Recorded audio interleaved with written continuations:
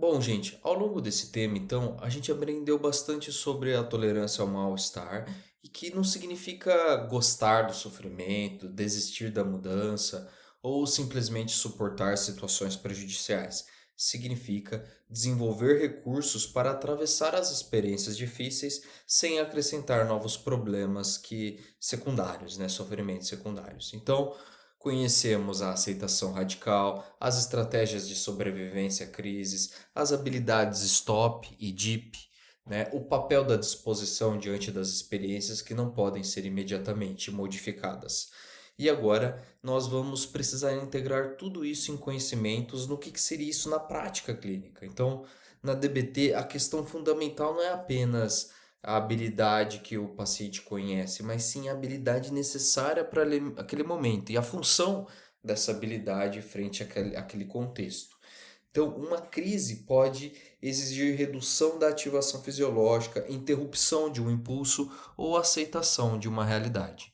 Então, a escolha da intervenção depende necessariamente de uma análise funcional do contexto. E essa é a perspectiva especialmente importante, né, diante dos comportamentos impulsivos e de autos lesivos, que foi a base da onde surgiu a DBT, né? Então, muitas vezes esses comportamentos eles exercem uma função de regulação emocional, por incrível que pareça, produzindo uma alteração rápida de experiência interna diante de um sofrimento intenso. Muito parecido com, por exemplo, o uso de substâncias, né? Uso de drogas, por exemplo. Então, o alívio imediato pode reforçar a resposta e aumentar a probabilidade da repetição, mesmo quando existem consequências graves posteriormente.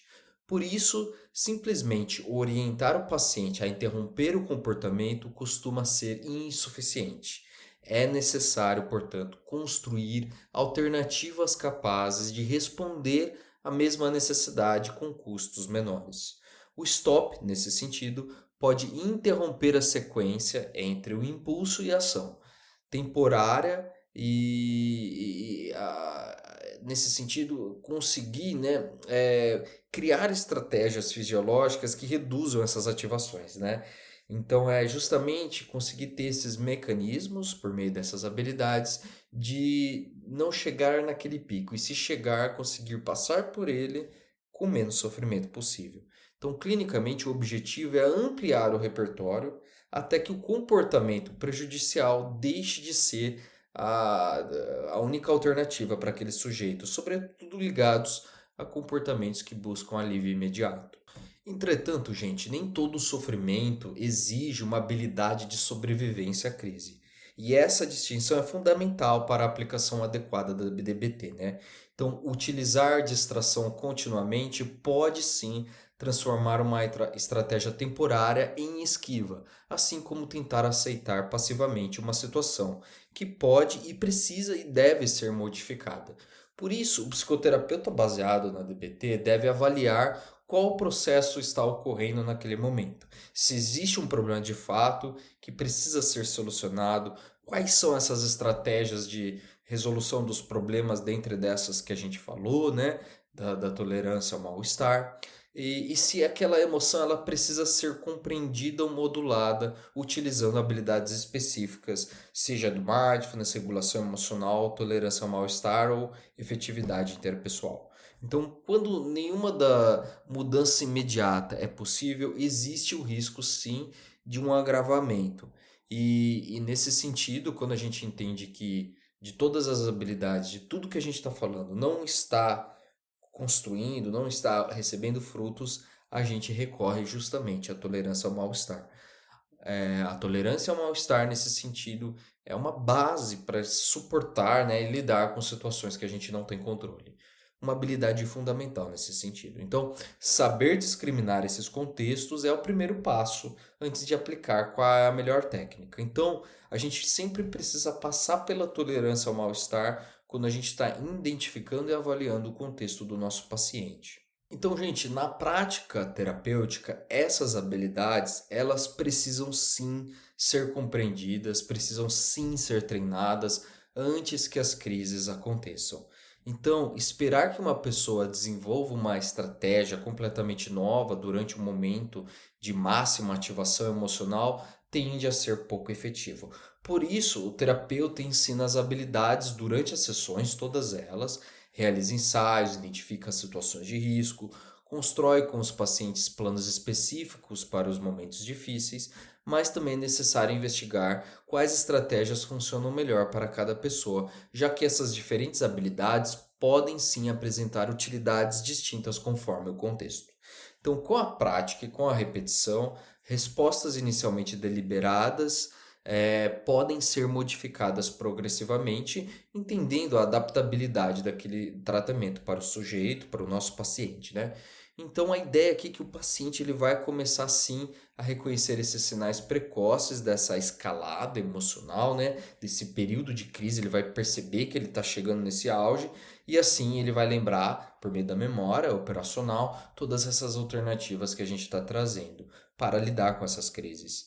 E isso sim, entendendo todos esses mecanismos, desses módulos de treinamento, dessas habilidades, que o paciente vai conseguindo desenvolver essa autonomia, essa flexibilidade, essa capacidade de escolha frente às situações da vida. Bom, gente, então agora para a gente finalmente encerrar esse tema, a gente precisa compreender que a tolerância ao mal-estar ocupa uma função específica dentro da DBT.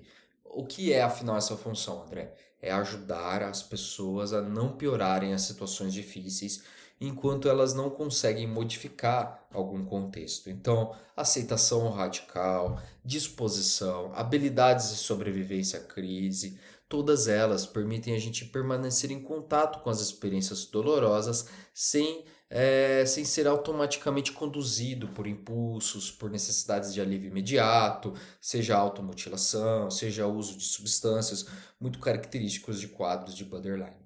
Então, quando essas competências são combinadas com mindfulness, com a regulação emocional e efetividade interpessoal, que a gente vai trabalhar ainda mais, forma-se assim um repertório progressivo amplo para responder a esses desafios cotidianos, tendo como base sempre lidar com a vida por meio da tolerância, né? Tolerância ao mal-estar, porque a vida tem mal-estar. E eu acho que é importante também entender que muitos desses desafios surgem justamente nas relações, nos relacionamentos, né? Então a gente precisa estar sempre entendendo, se comunicando, né? Entendendo as nossas necessidades, estabelecendo os nossos limites, sabendo dizer não, sabendo fazer esses manejos de conflitos, preservação de vínculos que sejam saudáveis. Então tudo isso é muito importante para que a gente consiga integrar o mal-estar, lembrando sempre da direção de uma vida que vale a pena ser vivida, que tanto a Marshaline Hill fala, né? De que a base da DBT não é tipo viver uma vida sem sofrimento, é viver uma vida plena. E a plenitude inclui também a tolerância do mal-estar, porque a vida tem mal-estar.